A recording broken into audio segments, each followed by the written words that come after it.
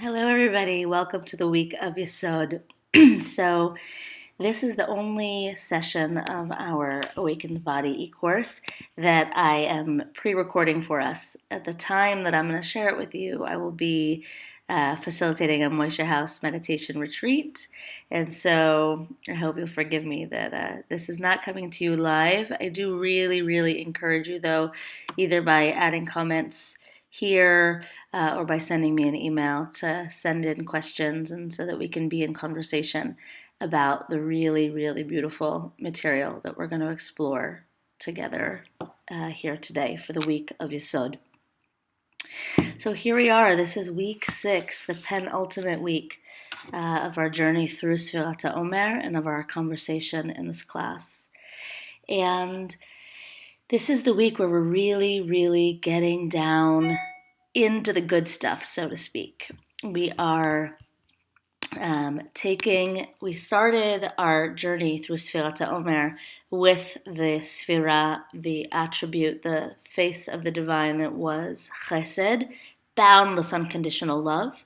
And remembering way, way back to our first course that actually there's 3 Sfirot even higher on the tree of life that aren't included in this 7-week journey because they are too abstract. They are not boundaried by language, or they're not as channeled in as what we've been working with, and so they are very, very, very much in the radical expansiveness of the divine, the upper 3 sfirot, Keter, Chochma, Bila. We came to meet all of that expansiveness through the idea of unconditional divine love, through Chesed. And we considered there that in this approach, could we look around the world and see all of it as being woven through with threads of divine love, our lives and ourselves also being shaped through that flow, that shefa of divine love. And then in each of the weeks of the class, we've been taking that and channeling it more and more and more. So in week 2, we built boundaries through Gura, and we practiced the power of no, and of finding the line between I am, me, and not me, and the power that can come with that. And then from there, we entered the last 3 weeks, we've been in this ego trio. In the broader sense, we've been working to locate the I in the heart center, in Tiferet, here. But in the Kabbalistic system, we've been playing with that I and being really real with it. And so our last 2 weeks of Netzach and Hod being in the ego space, being in the gut space, in the 3rd chakra space, or in the Kabbalistic system, the kidneys space, maybe the liver, maybe the spleen. We touched on all 3 of those organs as possibilities coming into play here. And getting real with what it is to be a me in the world, to have my loyalty located with a particular sense of I, and how that loyalty is the source of our power and also can be the source of our suffering. And so that's what we were working with in the push-pull of Netzach and Hod in our last 2 weeks. All of this is coming together, coming back, streamlining in the week of Yesod. This is the week of connection. It's the week of intimately touching the world. And it's the bridge, it's the pathway that's going to bring us to next week, to Shekhinah Malchut, which is total interpenetration with all of creation, coming to awareness that radically, radically all is one. When we say Shema Yisrael, Adonai Eloheinu, Adonai Echad, hear Israel, listen up, you God wrestlers, all is one. All is contained within the radical unity of being of Yud He Vav He. Where we'll get next week is to be able to say that all is one, talking about this mess of here and now, this exquisite, beautiful, messy, painful, unbelievable world that we know. That is Shema Yisrael Adonai Eloheinu Adonai Echad. So that's where we're headed. Our question this week is, how do we get there? how do we overcome the unbelievably persuasive sense of separate that we encounter in our lives? It just doesn't feel that way. When I wake up, I don't feel like God, and I don't feel like you, and I can't feel that we're connected. I feel separate. I feel like me. And sometimes I locate my me-ness in a really self-protective place, a place that can feel small, a place that can feel defensive and worried about what's my reputation and will I be remembered. And that's what we were working with in the messiness of Netzach and in the wrestling and in the push-pull and in the Jacob parts of ourselves, in the Jacob Israel back and forth wrestling match. And then last week, in the week of Hod, we played with softening that and using prayer and using humility as a way of finding the softening that resistance of the advocate, of the voice of the advocate of Netzach, and instead finding surrender through Hod, and that beautiful, majestic splendor, that glowing light that really is what humility looks like when we can embody humility, softening that ego place, and coming back into this here and now. So our question for this week is, how do we take all of that I-ness, which feels so separate, and find our way into the lack of separate, the radical unity of all things? And the answer that we're going to be given this week in the week of Yesod, believe it or not, is through sexuality, is through beautiful, divine longing. And so this week's class is a little bit more intimate than anything we've done together before. It touches a little bit on things that we don't tend to talk about in polite conversation. It's going to touch on things that you might not have known were part of Judaism. And I'll be totally honest with you, at the end in informal practice, I'm going to pull my punches a little bit. And we're going to substitute an eating practice for what really should be an awakened sexuality practice. But in that we don't know one another, and this is a very public forum, we're going to make that substitution. And so we'll talk about that at the end. So welcome now to the week of Yesod, and I want us to begin by arriving and grounding here and seeing if we can map some of this into the body.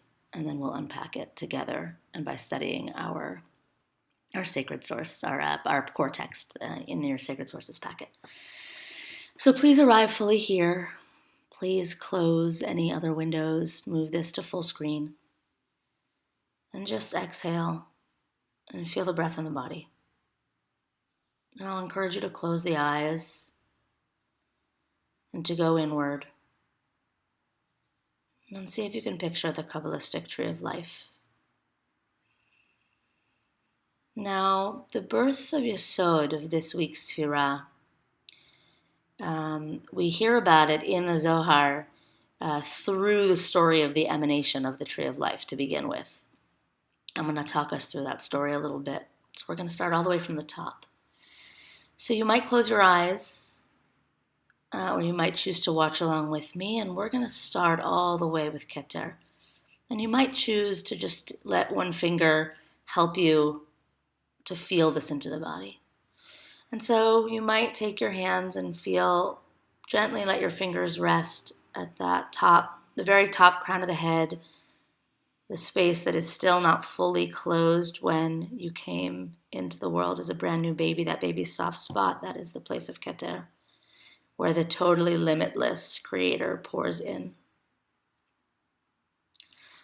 Moving down, we're going to meet Chokhmah and Binah.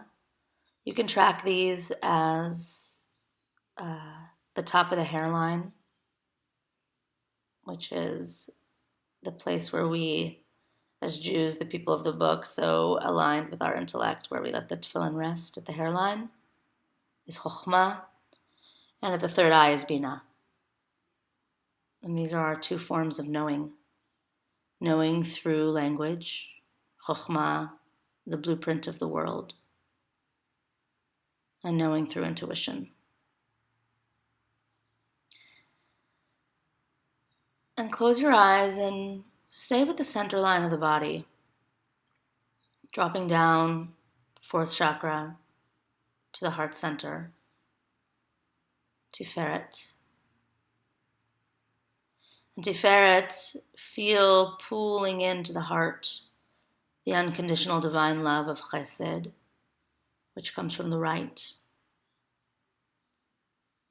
and the power of the divine power, cosmic ability to channel in boundaries from Gvura. And it's these two forces that create the world and create the self. And now I'd like you to take a deep breath in and bring your attention to the spine. And feel the way the spine extends the full length of the body. And you might imagine here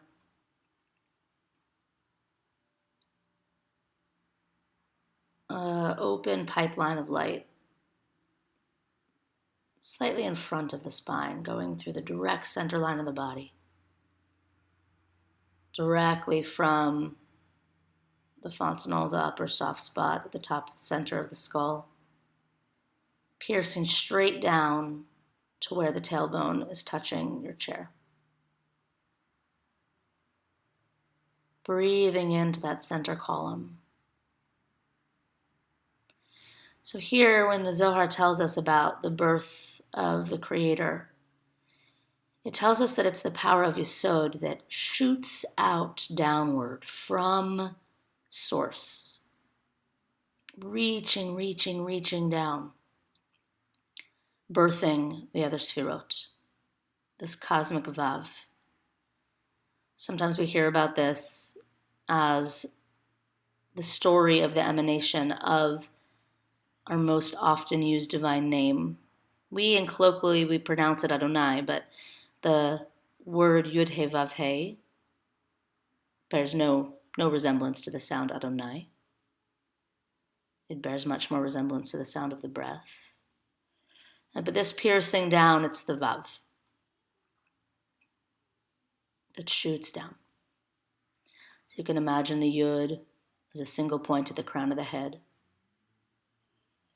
The He as Binah, the divine womb that births all of creation. And then shooting down the Vav that creates the 7 lower Sfirot, but whose essence is the Sfira of this week of Yesod. Yesod is the divine phallus. It's the penis. It's imagined here, we're feeling into it as our whole spinal cord, stretching down.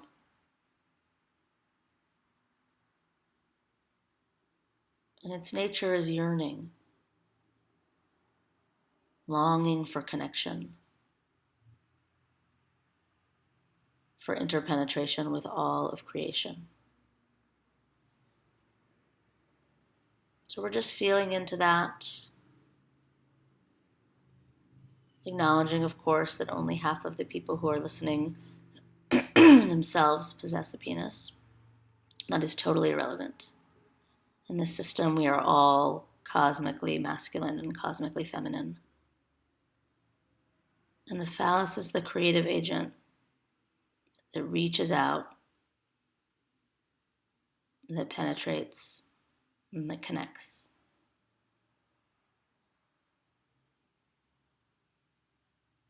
So you can open your eyes and rejoin me here.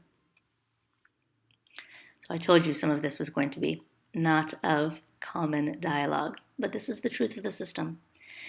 And what's incredible about the week of Yesod and the core texts that we're going to study together today, these are very, very ancient ideas. These are ideas that really predate Judaism, that find their root at least in the ancient Canaanite traditions that the biblical Israelites encountered when they arrived in Canaan, in the Promised Land.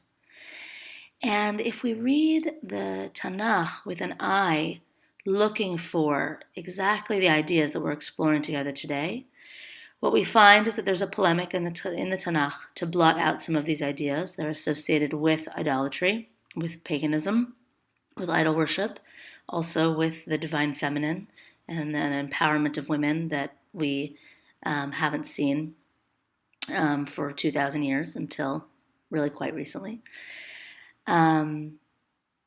So they are otherized, these ideas, and yet Jewish tradition is never really able to stamp them out. And so we have evidence of them in many books of the Tanakh. We read in Jeremiah there that Jeremiah is really angry because the women of his time are still baking cakes to the Queen of Heaven. And they say, all of this calamity has befallen us, the impending destruction of the first temple, because you stopped letting us bake cakes to the Queen of Heaven. So it's there. And it's most clearly preserved in the Song of Songs, in our core text. And so in a few minutes, we're going to turn our attention to contextualizing that. But to stay broad for just a minute, these are ancient ideas that have been ever present in Judaism that sort of were on low burn for a while until they reflourished with the Kabbalistic tradition. And so the Kabbalistic tradition brings again to life these ancient ideas that we really, with what we're talking about today, sacred sexuality, and imagining all of creation as being best understood through the interplay of cosmic love and cosmic yearning and the cosmic joining of masculine and feminine. There are ideas that really were on hiatus from the very oldest strata of Jewish thought in ancient Israelite religion, and then really come back with the flourishing of Jewish mysticism that begins in the 11th and 12th centuries and then really flourishes 13th to 16th centuries. So very, very old ideas that we're bringing back to life here in this week, in the week of Yesod. So we are going to begin to turn our attention to our core text. So if you were in the Sacred Sources packet, first of all, definitely take some time to read slowly the beautiful, beautiful quote from the Zohar that I give you there on page 41 that imagines Torah as a seductress seducing her lover, the student, to come and to be with her. But we're going to begin to return our attention to Song of Songs. Song of Songs is an incredible book of the Bible. It is a book of love poetry, and it should be read as love poetry. And it is a book, it is shocking that it is included in the Tanakh itself because it is risque. It was a matter of debate whether or not it should be included.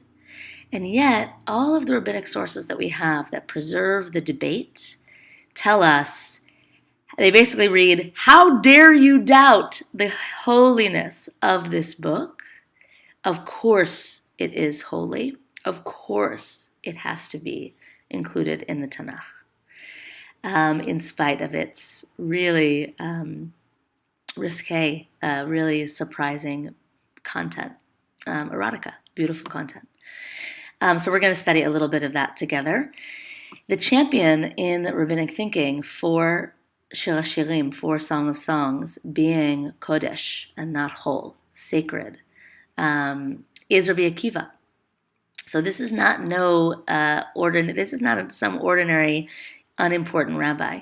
This is Rabbi Akiva is in a certain way the champion of early rabbinic tradition, of rabbinic Judaism. And so we have here a quote from the Mishnah, from Mishnah Yadayim. Rabbi Akiva said, God forbid, no one in Israel disputed about Song of Songs, saying that it does not defile the hands. For all of eternity, in its eternity, is not as worthy as the day on which Song of Songs was given to Israel. For all of the writings are holy, but Song of Songs is the holy of holies. So Rabbi Akiva telling us, Song of Songs is the holy of holies. Now, this Mishnah has a stumbling block for us in our understanding, just this business about defiling the hands. So the context of this Mishnah is purity and impurity in temple worship. And in order to engage, to draw close to the actual Holy of Holies, the priest needed to be pure and was constantly on the lookout for impurity. But for our purposes here, what we need to understand is that the deeply, deeply powerful things cause impurity, can cause impurity. And so that's the context here. So here, defile the hands is actually a compliment in this Mishnah, asserting the profound holiness that is the Song of Songs. But the image that we're going to take from this text is that if all of the writings or all of the rest of Tanakh is Kodesh, Song of Songs, Shir HaShirim, Hu Kodesh Kodeshim. Shir HaShirim is the Holy of Holies.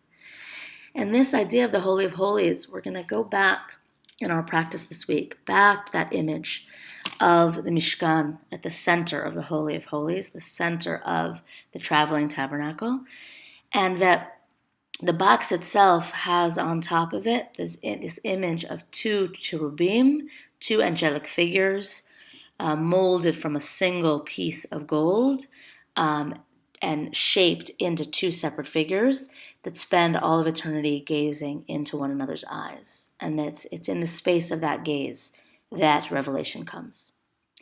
That is going to be, again, our image in the week of Yesod. But rather than staying with kruvim, with divine angelic beings, shaped of gold, at some old time long, long ago, in a building long, long ago, whether in the traveling tent tabernacle throughout the desert or eventually coming to rest in the temple in Jerusalem in the actual Holy of Holies. We're really going to take that inward, and we're going deeper than the heart. In Tiferet, we saw this in the heart space. Now we bring it out into the world.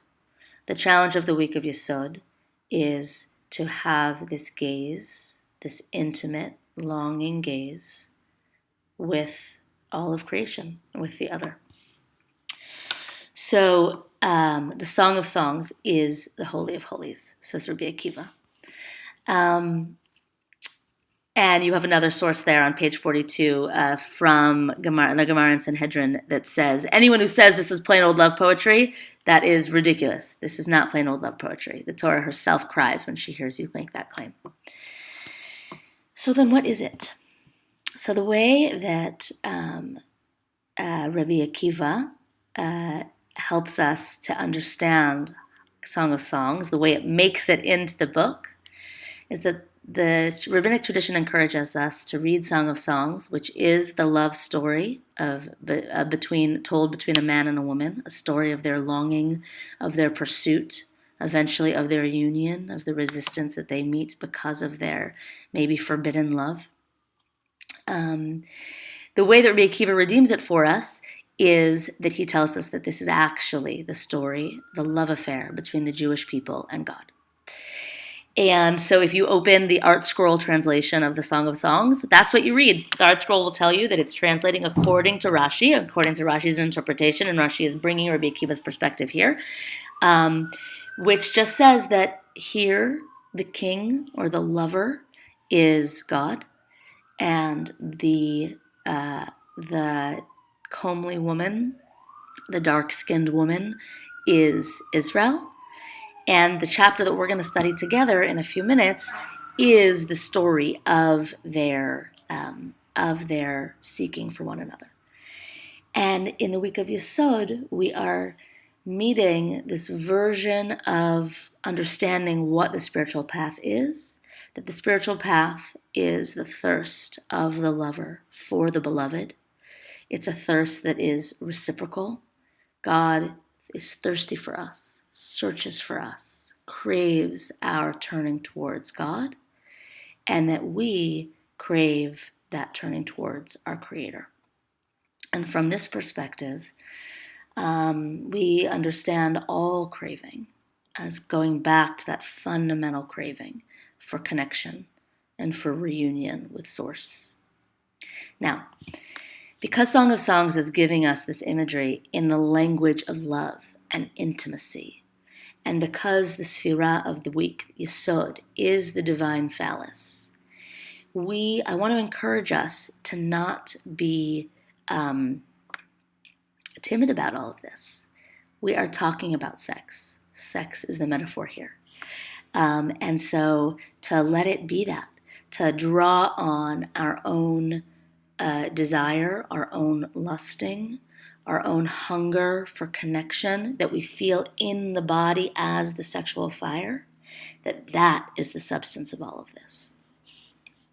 All right, so let's now open together to Song of Songs, chapter 3. We're going to study chapter 3 together. And, if you're in the Sacred Sources packet, I have it there. We're going to jump a little bit. So I have it there for you on page 43 in the Sacred Sources packet. And again, if you're just joining the course and you want the packet, there's a supporting booklet for this class that has much more context to all of these ideas and all the sources that we studied together. And you can get that by formally registering for the class at orhalev.org. And downloading it there, and also you have access to all of our old sessions on our course website. Okay, so we're making our way to Song of Songs. So, okay, let's open together. Chapter 3. I'm going to read for us in English. Upon my couch at night, I sought the one I love. I sought, but I found him not. So it's our female protagonist that's speaking here. She's never named. I must rise and roam the town, through the streets and through the squares. I must seek the one I love. I sought, but I found him not. I met the watchmen who patrolled the town. Have you seen the one I love? Scarcely had I passed when I found the one I love. I held him fast. I would not let him go, till I brought him to my mother's house, to the chamber of her who conceived me. I adjure you, O maidens of Jerusalem, by gazelles or by hinds of the field, do not wake or rouse love until it please. Who is she that comes up from the desert like columns of smoke, in clouds of myrrh and frankincense, of all the powders of the merchants? There is Solomon's couch, encircled by 60 warriors of the warriors of Israel, all of them trained in warfare, skilled in battle, each with sword on thigh because of terror by night. King Solomon made him a palanquin of wood from Lebanon. He made its posts of silver, its back of gold, its seat of purple wool. Within, it was decked with love by the maidens of Jerusalem. O maidens of Zion, go forth and gaze upon King Solomon, wearing the crown that his mother gave him on his wedding day, on his day of bliss. All right. So, if you're open in your Tanakh, then after you finish watching this, go back and read chapter 4, because that is the chapter where we have the union between the lovers. I brought us chapter 3 because it's in chapter 3 that we best see all of the various pieces of Song of Songs, and why the rabbis encourage us to read this as the story of the love affair between the Jewish people and God. And it's in this chapter that we can best touch on all of the themes that we're bringing up in the week of Yesod, and even more broadly than that, this Kabbalistic system, this way of understanding the world, what it is offering us. In a certain way, the week of Yesod is the week where we really understand what is this system that is the tree of life. We've been talking as we've been studying each of the Sfirot, we've acknowledged that there is, actually maybe we haven't acknowledged this, each of the Sfirot have a masculine and a feminine association. And so Chesed is associated with the masculine, Gvura with the feminine, Netzach with the masculine, Hod with the feminine. And it's through this week of Yesod that we see also Tiferet. This we did talk about, Tiferet as Kadosh Baruch Hu, that longs for and unites with Shechina. Kadosh Baruch Hu is masculine, heart center, Shechina, Malchut as feminine, created plane of existence. So all of these gendered sfirot as existing in perpetual longing for union with one another. Chesed and Gvura as having the illusion of separate, but actually being pulled apart and uniting together, and pulled apart, uniting together. Same thing we said last week, Netzach and Hod can't even be understood without seeing them in their push-pull dialectical tension. Kadosh Baruch Hu, Tiferet, and Shechina, Malchut, as a longing for union. These unions, they are sexual in nature, The longing is sexual in nature. And it's studying the Sfira of Yesod, that we come to really get it, really get what this system is about. So we're in Song of Songs, and this chapter is what's going to give us all of those pieces. So like we have been, I want us to start again from the bottom of the text. So I hope that you noticed here, post of silver, back of gold, seat of purple wool. We have heard these terms. We have heard these terms when we studied the architecture of the Mishkan in the week of Tiferet. So we have this imagery here of the Mishkan itself. But here it's the Mishkan that is of King Solomon. So Song of Songs is attributed to King Solomon. But in the Midrash on Song of Songs, the very first Midrash that we're given on the Song of Songs tells us who is Solomon, who is Hamelech Shlomo. It is Hamelech Asher HaShalom Bo. That Shlomo is actually a euphemism for God. The God as the essence, the embodiment of peace, the source of peace, and of shlemut, of wholeness, the source of wholeness. And so that's really who Shlomo is, that Shlomo is standing in here for the Kadosh Baruch Hu, for God, and the lover as Israel, who's seeking, longing for God. And all of this is playing out within the context of the Mishkan. And we'll remember from the week of Tiferet that we are thinking of the Mishkan as the embodied container, as the place where we really do our work. And what we offered there was the Mishkan as the heart center, or maybe the body that's doing this churning, this processing of our lives, of what it is to be a human being in the world. So moving upward here, so we'll notice that we have an imagery of war. So let's acknowledge that the phallus has been forever linked with the sword, with violence. Especially now in the Me Too era, we are spending so much time thinking about associating male sexuality with violence. And what a complicated thing that is.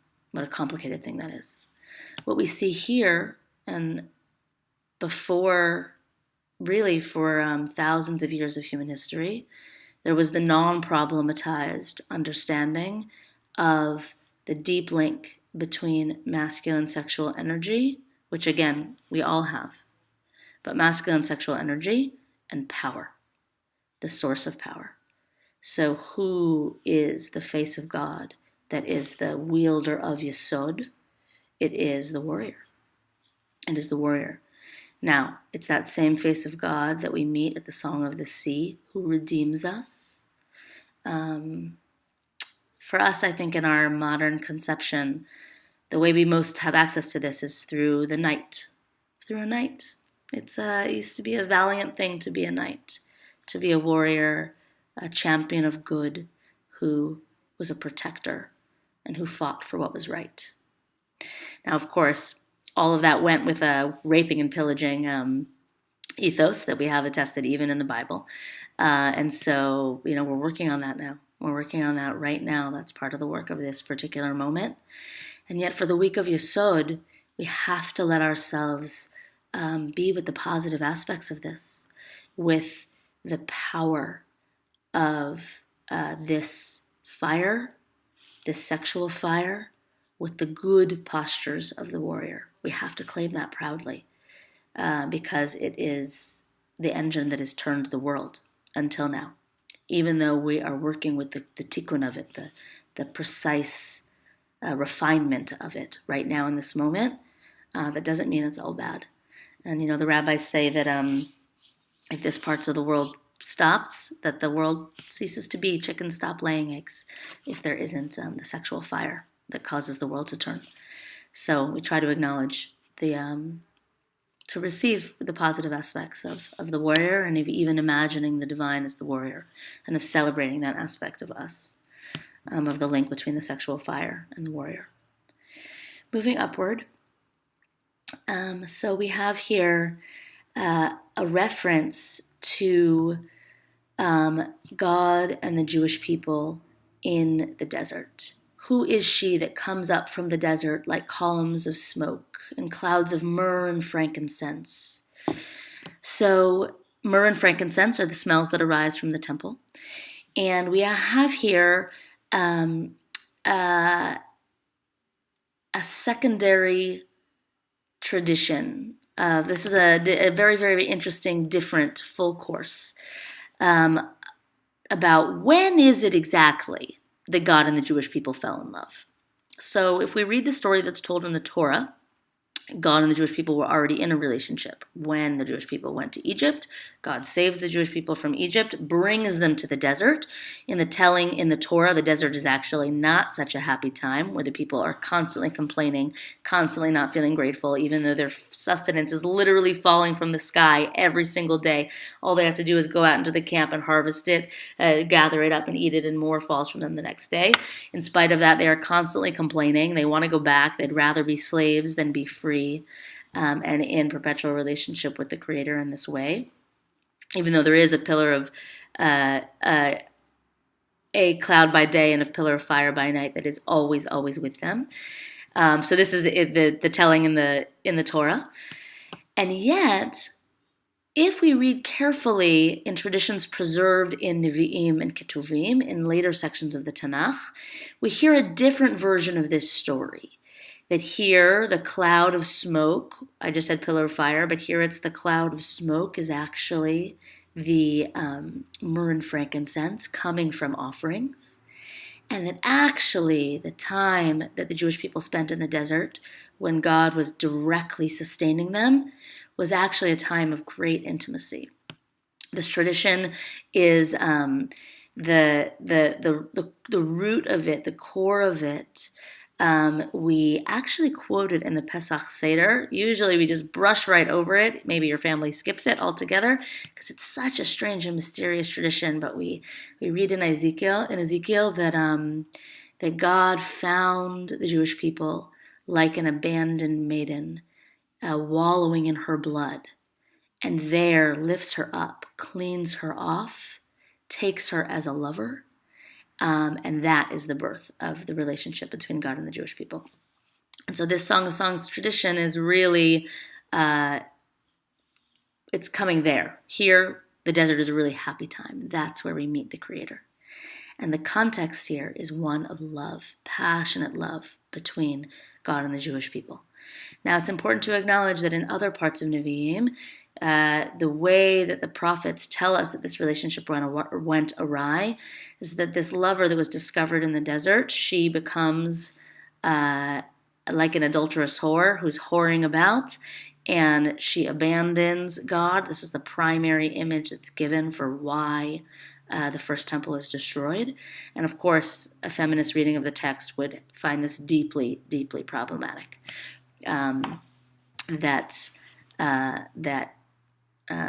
it's she who's whoring about. But for right now, we're in the honeymoon period where they're falling in love in the desert. And the takeaway from us from this is, first of all, it's deeply embodied. It's passionate, it's love, it's bloody even. And that it's relational. It's the story of two lovers. And then now if we go back to the top of the text, we have here a taste of the love poetry that is in Song of Songs. And again, I want to encourage us to read this without any prudishness. Upon my couch at night, I sought the one I love. I sought, but I found him not. And so here there's in the Song of Songs as a whole preserving the deep frustration of, first of all, love, but also of the spiritual pursuit, that we thirst for union. We thirst for connection with Source, and so often we don't find it. And so here what we have is the lover who goes searching about the streets of Jerusalem, and who doesn't find him, and then maybe eventually who does, who brings him home to her safe place, her mother's house.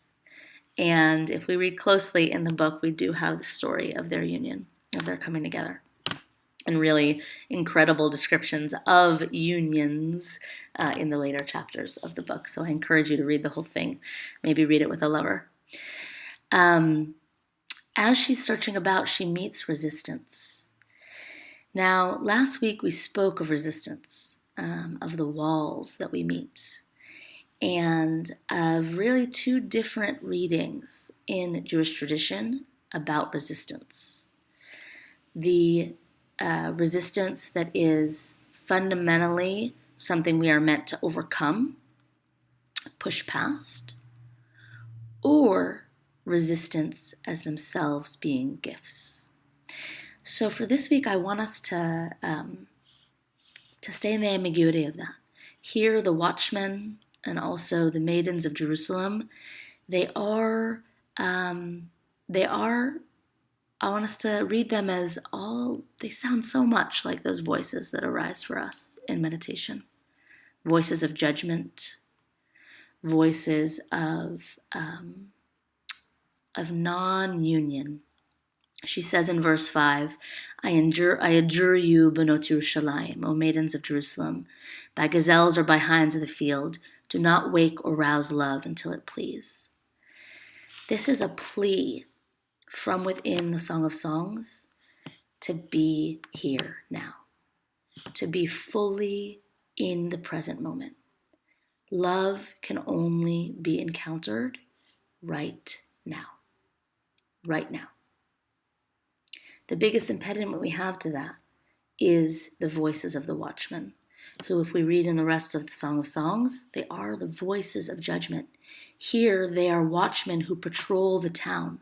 So here she appeals to them in a nice way, but these voices within us that are constantly watching and checking. Am I okay? Is this okay? Is this allowed? Does this conform to societal expectations of me? These voices of judgment that take us out of the present moment, that prevent our access to the beloved. So much richness for practice here in this core text. And again, for us, I want us to take the wisdom from this text, but I also want us to see this text as evidence of this approach that we are meeting through Sfirat HaOmer and through the Kabbalistic tree of life, of how ancient it is. That for as long as we have been the Jewish people, and certainly affirmed and blessed by Rabbi Akiva in the rabbinic era, that we have been imagining God and the Jewish people as existing in passionate relationship.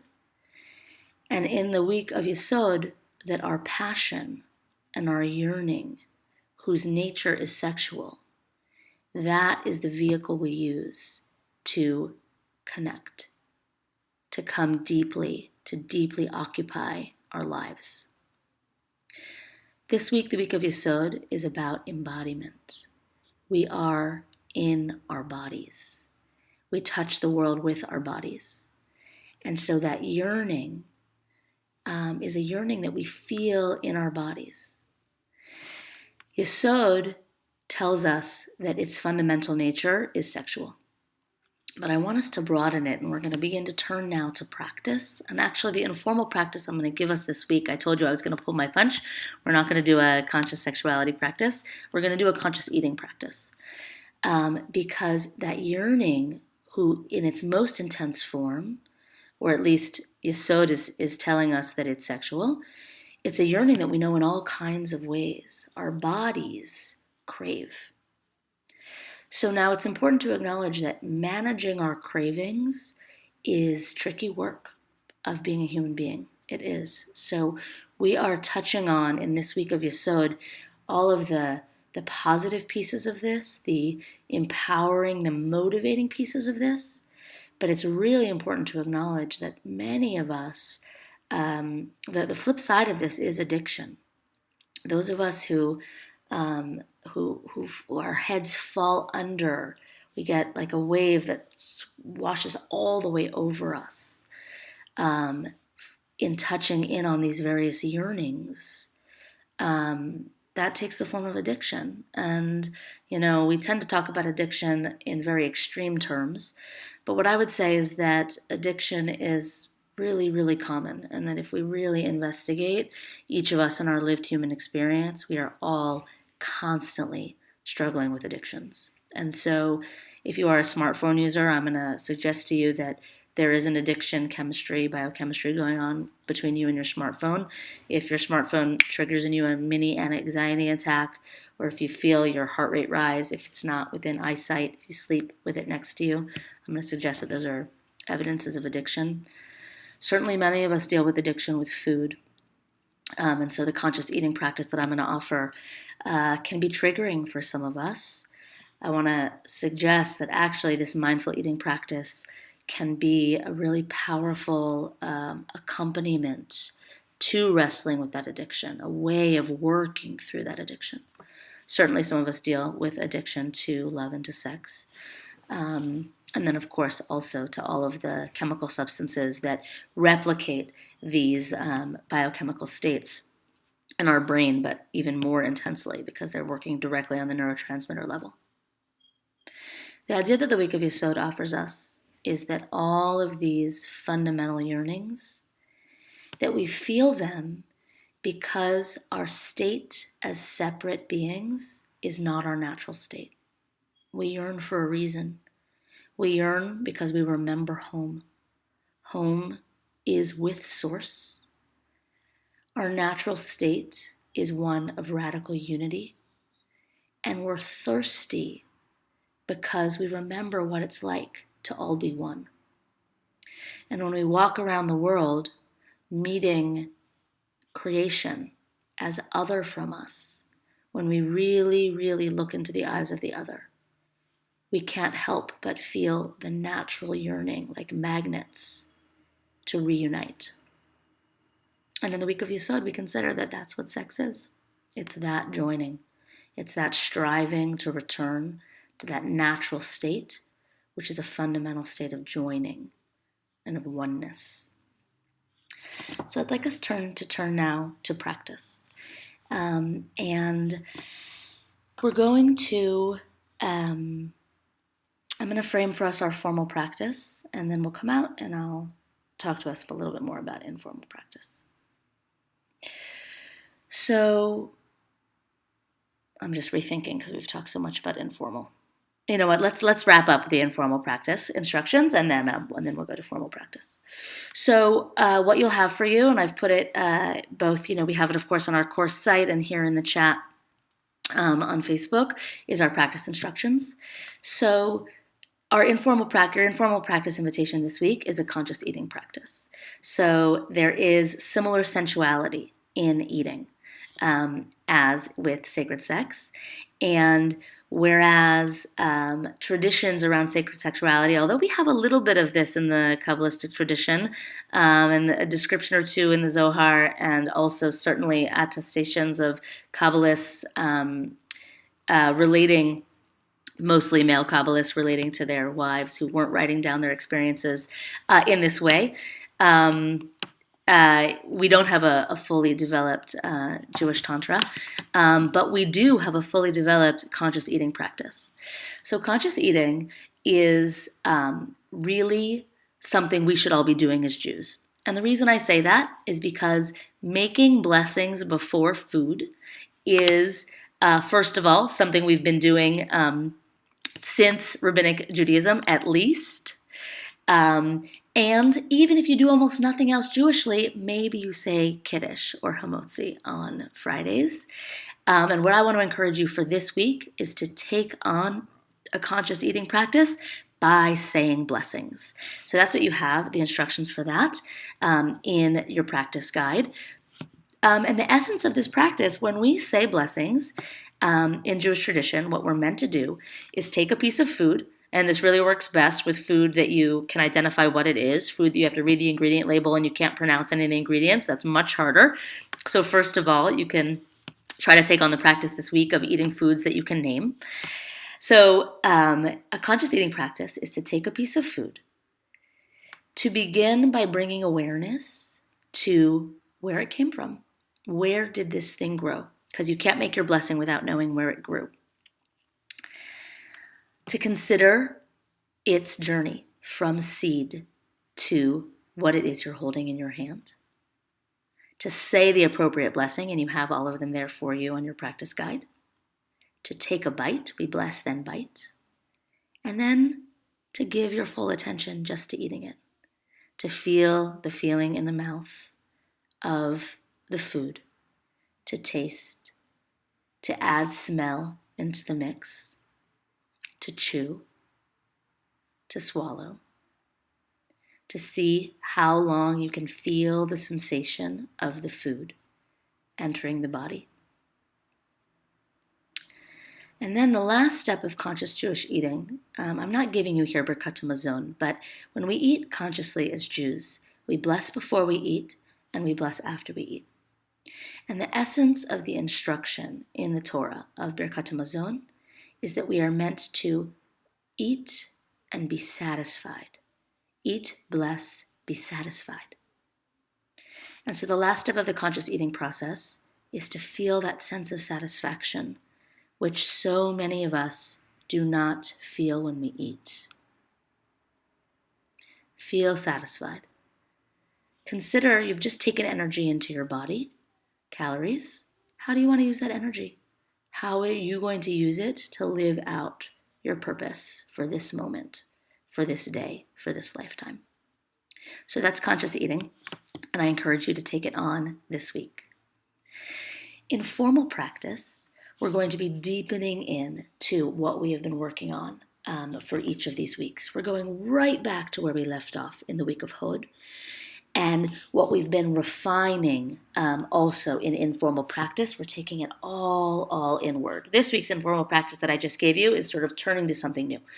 But we're staying with everything we've been working on in formal and informal practice in the inner space. And so I'm going to talk us into it now. We're going to try, we're going to go back to meditation, and we're going to do 5 minutes of meditation together now. I want to again put out my plug that I hope that you're extending your time. I hope by now you're making time to sit for 10 minutes or for 20 minutes a day. The science shows that it's 20 minutes a day is where you really see the impacts, begin to see the impacts. But we're going to sit together now for 5 minutes. And we're going to take this posture of Yesod, of divine longing, the longing for divine union, and we're going to bring it deeply into the body. So I'll remind us that in the week of Hod, we allowed ourselves to receive that which was arising as a gift. We noticed whether it was pleasant, unpleasant, or neutral.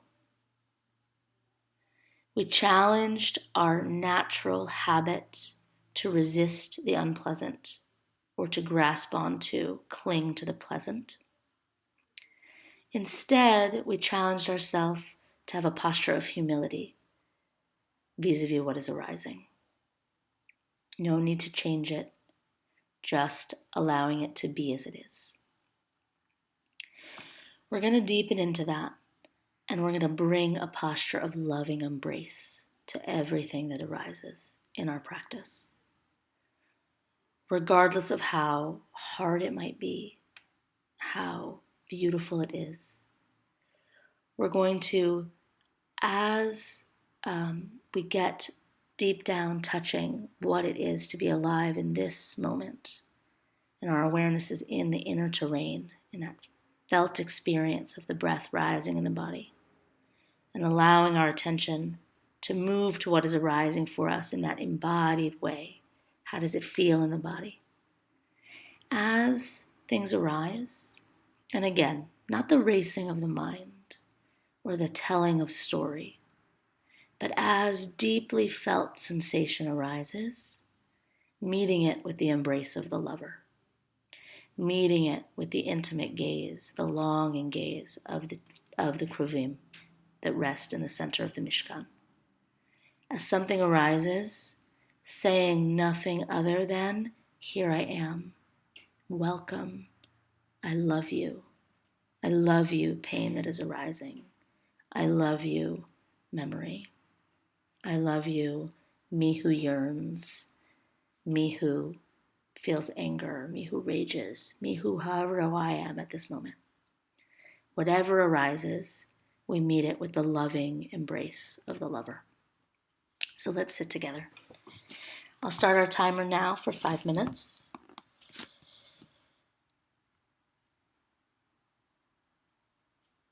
So I invite you now to join me, to come fully into the present moment, to uncross the legs, sit up straight and close the eyes, to soften the muscles of the face, the forehead, the cheeks, to feel the shoulder blades settle down the back, to breathe deeply into the body, to anchor on the breath, and to pick one point of focus where you feel the breath entering and leaving the body. You might choose the tip of the nose. You might choose the rise and fall of the belly. We pay attention to the felt sense of the breath entering and leaving in the body. And for the duration of our sit, we stay here with the body that feels.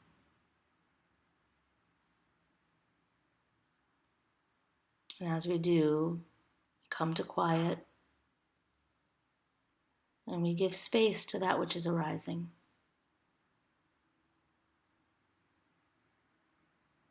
And we meet it with loving embrace.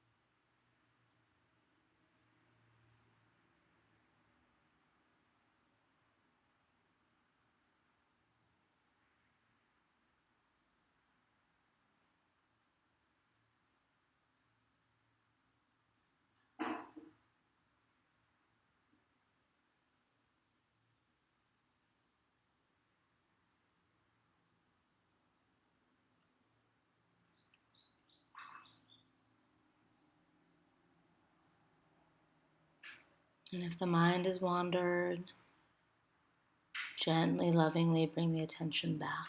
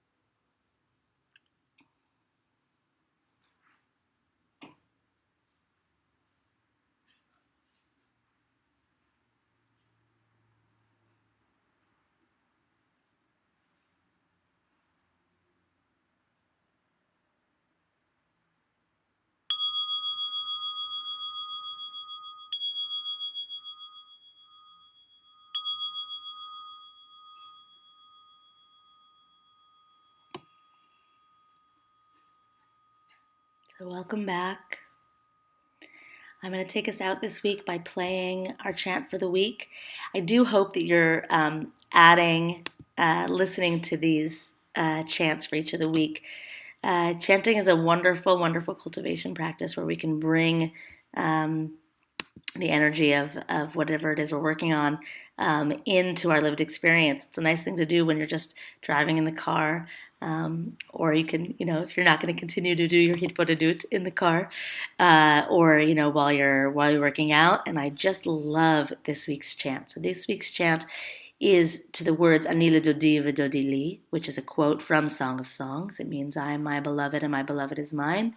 But this recording here from an artist named Talia Solan, who I had never heard of before, is just so guttural. It's really just it's visceral. It's from the gut, and you can feel the sexual fire in it, which is the essence of the week of Yesod. And so this week, I just bless you with a week of passion, a week that you fully give yourself space to taste your life, to touch the world directly, because it's only through that direct contact that we're going to be able to arrive where we're headed, which is the week of Shekhinah, of Malchut, and also Revelation of Shavuot. Blessings this week.